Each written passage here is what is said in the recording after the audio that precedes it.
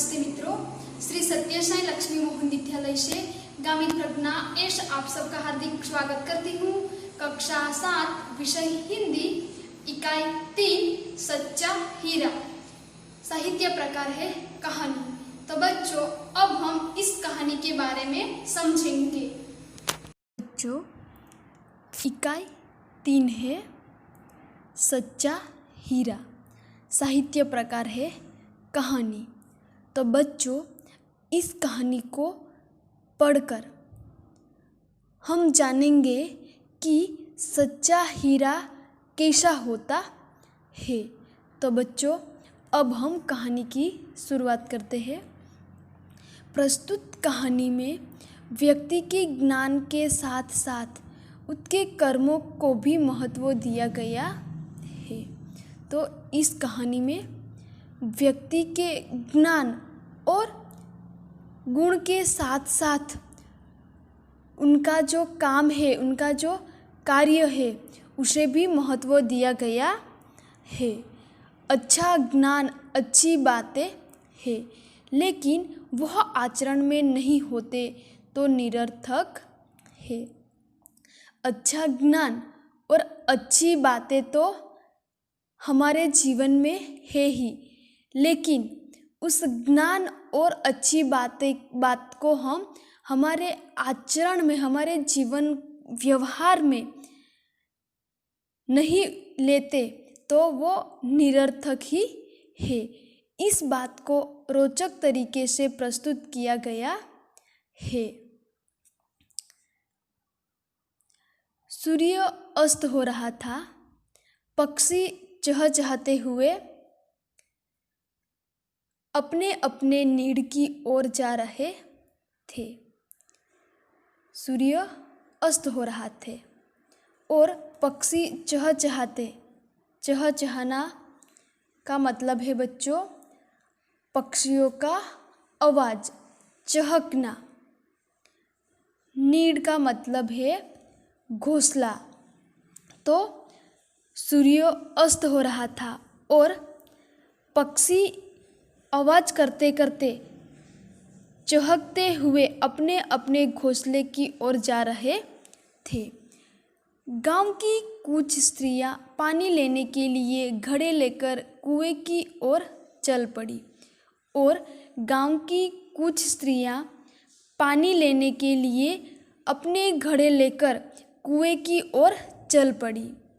पानी भरकर कुछ स्त्रियां तो अपने घरों को लौट गई, परंतु उनमें से 4 कुएं की पक्की जगह पर बैठकर आपस में इधर उधर की बातें करने लगी।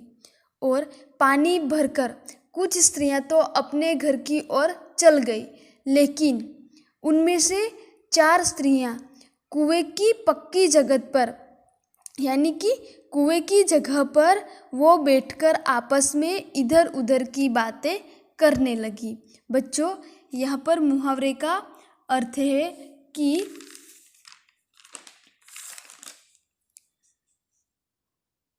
इधर उधर की बातें करना, यानी कि गप्पे मारना। बातचीत करते करते बात बेटों पर जा पहुंची और चारों स्त्रियों बातें करते करते उनकी जो बात थी वो अपनी बेटों पर जा पहुंची, यानी कि उनके बेटों की बात वो कर रही थी। उनमें से एक की उम्र सबसे बड़ी लग रही थी। वह कहने लगी, भगवान सबको मेरे बेटे जैसा बेटा दे। मेरा बेटा लाखों में एक है। बच्चों, यहाँ पर भी मुहावरों का अर्थ है लाखों में एक होना, यानी कि विशिष्ट होना। तो यहाँ पर जो एक बड़ी उम्र वाली स्त्री है वो क्या कहने लगती है कि भगवान सबको मेरे जैसा बेटा दे, क्योंकि मेरा बेटा लाखों में एक है, यानी कि मेरा बेटा एक विशिष्ट बेटा है, विशिष्ट लड़का है, क्योंकि उसका कंठ बहुत मधुर है। कंठ यानी कि गला, आवाज़, उनका स्वर, बेटे का स्वर कैसा है? बहुत मधुर है। वह बहुत अच्छा गाता है। उनका बेटा जो है वो बहुत अच्छा गाता है। उसके गीत को सुनकर कोयल और मैना भी चुप हो जाती है। यहाँ पर उनके बेटे की प्रशंसा कर रही है वो स्त्री कि उसके गीत को सुनकर कोयल और मैना भी चुप हो जाती है। लोग बड़े चाव से उसका गीत सुनते हैं। चाव का मतलब है बच्चों प्रबल इच्छा, लगन। लगन के साथ अन्य लोगों भी उनका गीत सुनते हैं। यहाँ पर हम चित्र में देख सकते हैं कि 4 स्त्रियां हैं, वो बैठकर गप्पे मार रही है। उसकी बात सुनकर दूसरी स्त्री का मन हुआ कि वो भी अपने बेटे की प्रशंसा करे। प्रशंसा करना बच्चों यानी कि तारीफ, गुण, बच्चे की तारीफ करना। तो पहली स्त्री की बात सुनकर दूसरी स्त्री का मन भी कर रहा था कि वो भी अपने बेटे की प्रशंसा करे। उसने पहली स्त्री से कहा, मेरे बेटे की बराबरी कोई नहीं कर सकता। यहाँ पर भी बच्चों मुहावरे का अर्थ है कि बराबरी करना यानी कि मुकाबला करना। तो मेरे बेटे की बराबरी भी कोई नहीं कर सकता। वह बहुत ही शक्तिशाली और बहादुर है। दूसरे स्त्री का बेटा कैसा है? बहुत शक्तिशाली और बहादुर है। वह बड़े बड़े बहादुरों को भी पछाड़ देता है। यहाँ पर भी बच्चों मुहावरे का अर्थ है कि पछाड़ देना मतलब है हराना, गिराना।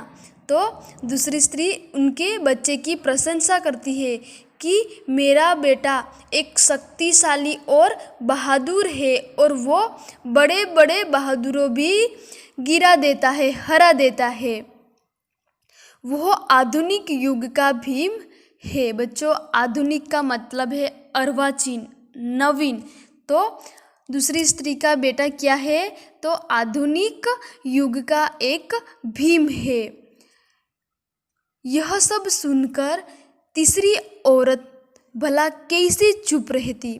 वह बोल उठी, मेरा बेटा साक्षात बृहस्पति का अवतार है।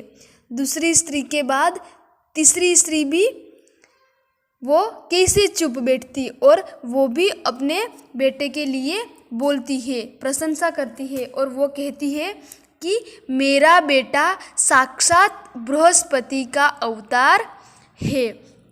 तो बच्चों यहाँ पर शब्दार्थ है कि बृहस्पति का मतलब है देवों के गुरु और साक्षात का मतलब है सामने, प्रत्यक्ष।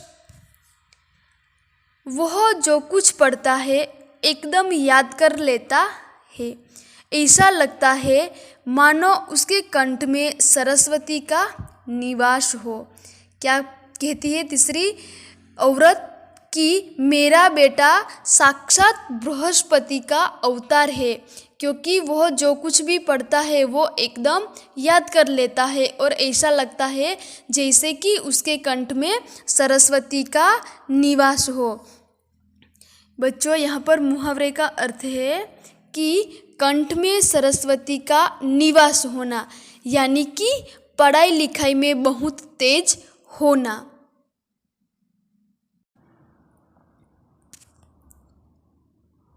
तीनों औरतों की बातें सुनकर चौथी स्त्री चुपचाप बैठी रही। उसने अपने बेटे के बारे में कुछ न कहा। तीनों औरतों की बातें सुनकर जो चौथी स्त्री थी वो एकदम चुपचाप बैठी रही। उसने अपने बेटे के बारे में कुछ भी न कहा। पहली ने उसे टोकते हुए कहा, तो जो पहली स्त्री है वो चौथी स्त्री से टोकना यानी कि रोकना, पूछताछ करना। तो पूछताछ करते हुए कहा, क्यों बहन तुम क्यों चुप हो? तुम भी तो अपने बेटे के बारे में कुछ बताओ। चौथी स्त्री ने बड़े ही सहज भाव से कहा। तब चौथी स्त्री क्या कहती है सहज भाव से कि मैं अपने बेटे की क्या प्रशंसा करूं। वह तो न गंधर्व सा गायक है, न भीम सा बलवान और न ही बृहस्पति सा बुद्धिमान।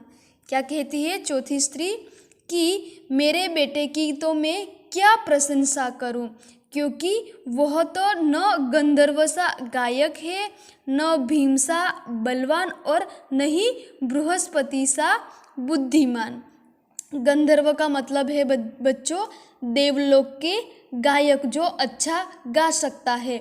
तो इसलिए चौथी स्त्री क्या कहती है अपने बेटे के लिए कि मेरा बेटा न तो गंधर्व सा गायक है, न भीम सा बलवान और न ही बृहस्पति सा बुद्धिमान। कुछ समय बाद जब वे सब घड़े सिर पर रखकर लौटने लगी, तभी किसी गीत का मधुर स्वर सुनाई पड़ा। और जब कुएं से पानी भरकर वो सब औरतें अपने माथे पर घड़े लेकर उनकी घर की ओर लौटने लगी, तभी किसी गीत का मधुर स्वर सुनाई पड़ा। सुनकर पहली स्त्री बोली, सुनो मेरा हीरा गा रहा है। हीरा, मेरा हीरा यानी कि मेरा बच्चा, बेटा। तो पहली स्त्री क्या बोलती है मधुर स्वर सुनकर कि सुनो मेरा हीरा गा रहा है। तुम लोगों ने सुना उसका कंठ कितना मधुर है। वह लड़का गीत गाता हुआ उसी रास्ते से निकल गया। उसने अपनी माँ की ओर कोई ध्यान नहीं दिया। जो यहाँ पर बच्चों पहली स्त्री का जो बेटा है वो मधुर स्वर से गीत गाकर आ रहा था और वो चारे औरतों ने सुना भी था।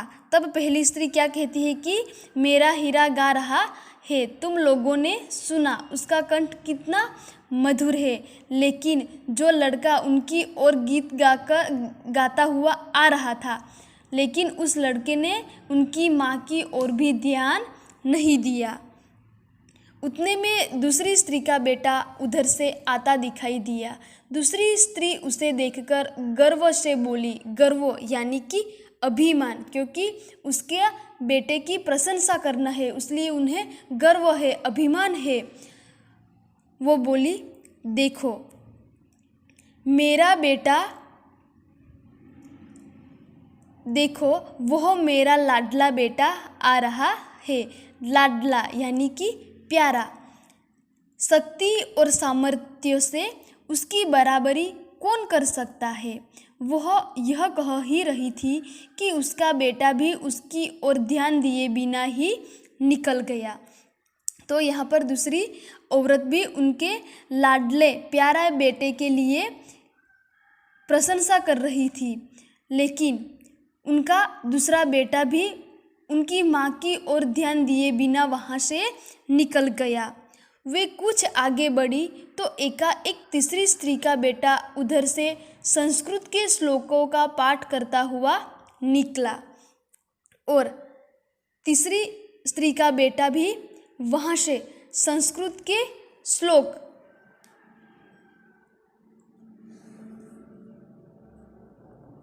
यानी कि संस्कृत का काव्य पंक्ति। तो जो संस्कृत एक हमारे लिए एक कठिन भाषा है, तो तीसरी स्त्री का बेटा भी वहाँ से संस्कृत के श्लोक का पाठ पठन करता करता वहाँ से निकल गया। उसके उच्चारण से ऐसा लग रहा था मानो उसके कंठ में साक्षात सरस्वती विराजमान हो। और उच्चारण यानी कि बोलना, तो तीसरी स्त्री का जो बेटा था वो संस्कृत का श्लोक को बोल रहा था और उनके बोलने से ऐसा लग रहा था जैसे उनके कंठ में साक्षात सरस्वती बैठी हुई हो। तीसरी स्त्री ने गदगद स्वर में कहा। बच्चों यहाँ पर मुहावरे का अर्थ है कि गदगद स्वर में कहना यानी कि अत्यंत आनंदित होकर बोलना। तो यहाँ पर तीसरी स्त्री अत्यंत आनंदित होकर बोलती है कि देखो, यही ही मेरी गोद का हीरा। गोद का हीरा यानी कि प्यारा बेटा।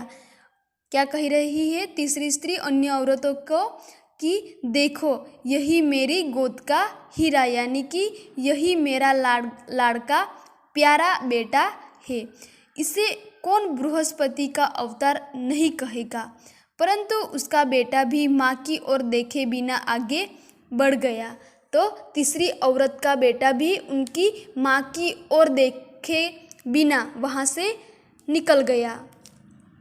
वह अभी थोड़ी ही दूर गया था कि चौथी स्त्री का बेटा भी अचानक उधर से आ निकला और चौथी स्त्री का बेटा भी अचानक उधर से निकला। वह देखने में बहुत ही सीधा साधा और सरल प्रकृति का लग रहा था। चौथी स्त्री का बेटा बहुत ही देखने में सीधा साधा और सरल प्रकृति यानी कि सरल स्वभाव का लग रहा था। उसे देखकर चौथी स्त्री ने कहा, बहन, यही मेरा लाल है। और चौथी स्त्री का बेटे को देखकर चौथी स्त्री क्या कहती है कि बहन, यही मेरा लाल यानी कि प्यारा बेटा है। चौथी स्त्री उसके बारे में बता ही रही थी कि उसका बेटा पास आ पहुंचा। चौथी स्त्री भी अपने बेटे के लिए कुछ कहने जा ही रही थी कि उसका बेटा भी उसके पास पहुंचा। अपनी माँ को देखकर वह रुक गया और बोला, माँ लाओ, मैं तुम्हारा घड़ा पहुंचा दूँ। और चौथा बेटा जो है वो चौथी स्त्री का जो बेटा है वो अपनी माँ को देखकर वहाँ पर रुक जाता है और अपनी माँ से बोलता है कि माँ लाओ, मैं तुम्हारा घड़ा पहुँचा दूँ यानी कि घर लेकर जाऊँ। मन करने पर भी उसने माँ के सिर से पानी से भरा घड़ा उतारकर अपने सिर पर रखा और घर की ओर चल पड़ा। तो अपनी माँ है इसलिए वो बेटे को तकलीफ नहीं देना चाहती, इसलिए माँ अपने बच्चे से घड़ा लेने के लिए मना करती है, लेकिन बच्चे नहीं मानते और उसने अपनी माँ के सिर से पानी से भरा घड़ा उतार लिया और अपने सिर पर रखकर घर की ओर चल पड़ा।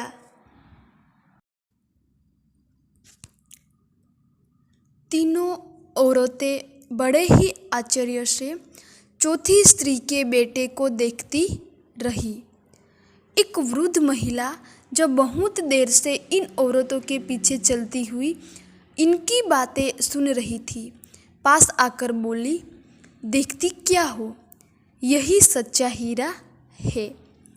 तो 4 स्त्रियों में से जो पहली 3 स्त्रियों है वो बड़े ही आश्चर्य से चौथी स्त्री के बेटे की ओर देखती रही, क्योंकि चौथा स्त्री का जो बेटा है वो अपनी माँ के सिर से पानी का घड़ा लेकर वो अपने घर की ओर चल पड़ा। और यहाँ पर इस बेटे की नम्रता को हम देख सकते हैं, क्योंकि एक बेटा अपने माता पिता के लिए कितना नम्रतापूर्वक वो सेवा करने में तल्लीन है, तत्पर है। तो इसलिए वो तीनों औरतें बड़े ही आश्चर्य से अपनी चौथी स्त्री के बेटे को देखती रही और उनके पीछे एक वृद्ध महिला भी बहुत देर से आ रही थी और उनकी बातें सुन रही थी। वो वृद्ध महिला पास आकर बोली उन स्त्रियों को, तीनों स्त्रियों को, कि देखती क्या हो, यही सच्चा हीरा है। बच्चों, यहाँ पर मुहावरे का अर्थ है कि सच्चा हीरा होना यानी कि अच्छा आदमी होना, प्रशंसा करने लायक व्यक्ति होना। तो बच्चों, इस कहानी से हमें सीख मिलती है कि सच्चा हीरा हम उसी व्यक्ति को कहा जा सकता है जो अपने ज्ञान और गुण को आचरण में भी लाता है। यहाँ पर बच्चों नम्रता की बात की गई है, तो हम सब भी मिलकर प्रयत्न करेंगे कि हम सब अपने माता पिता की सेवा करेंगे, अपने गुरु की सेवा करके, अपने भगवान की सेवा करके हम भी एक सच्चा हीरा बन सके और हमारे पर जितना ज्ञान है उनका हमें आचरण में उपयोग करना चाहिए। और बेटा भी ऐसा होना चाहिए कि जो माता पिता का आदर और सम्मान करे, माता पिता की मदद करे, माता पिता की सेवा करे, और वही सच्चा हीरा है। तो बच्चों, मैं आशा रखती हूँ कि आपको इस कहानी अच्छी तरह समझ में आ गई होंगी। बच्चों, होमवर्क में यहाँ पर दिया हुआ जो शब्दार्थ है और साथ में नीचे मुहावरे का अर्थ भी है, तो ये शब्दार्थ और मुहावरे का अर्थ आपको नोटबुक के अंदर लिखना है। और बच्चों, यहाँ पर है अभ्यास का प्रथम प्रश्न। निम्नलिखित प्रश्नों के मौखिक उत्तर दीजिए। पहला प्रश्न है, चौथी स्त्री का बेटा सचमुच हीरा था, क्यों? दूसरा है, अपने घर में आप माता पिता को कौन कौन से काम में मदद करते हैं? तीसरा है, आदमी सच्चा हीरा कैसे बन सकते हैं? तो बच्चों, अभ्यास का प्रश्न 1 में जो प्रश्न है उनका उत्तर आपको नोटबुक के अंदर लिखना है। उसके बाद बच्चों, स्वाध्याय का प्रथम प्रश्न है, निम्नलिखित प्रश्नों के उत्तर लिखिए। पहला प्रश्न है, पहली स्त्री ने अपने बेटे की प्रशंसा कैसे की? दूसरा है, दूसरी स्त्री ने अपने बेटे की तारीफ में क्या कहा? तीसरा है, तीसरी स्त्री ने अपने बेटे की विशेषता में क्या कहा? चौथा है, चौथी स्त्री ने अपने बेटे का परिचय कैसे दिया? और प्रश्न 2 है, निम्नलिखित उक्ति कौन किसे कहता है? लिखिए। तो बच्चों, होमवर्क में आपको शब्दार्थ, मुहावरे का अर्थ, अभ्यास का प्रश्न 1 और स्वाध्याय का प्रश्न 1 और 2 लिखना है। धन्यवाद।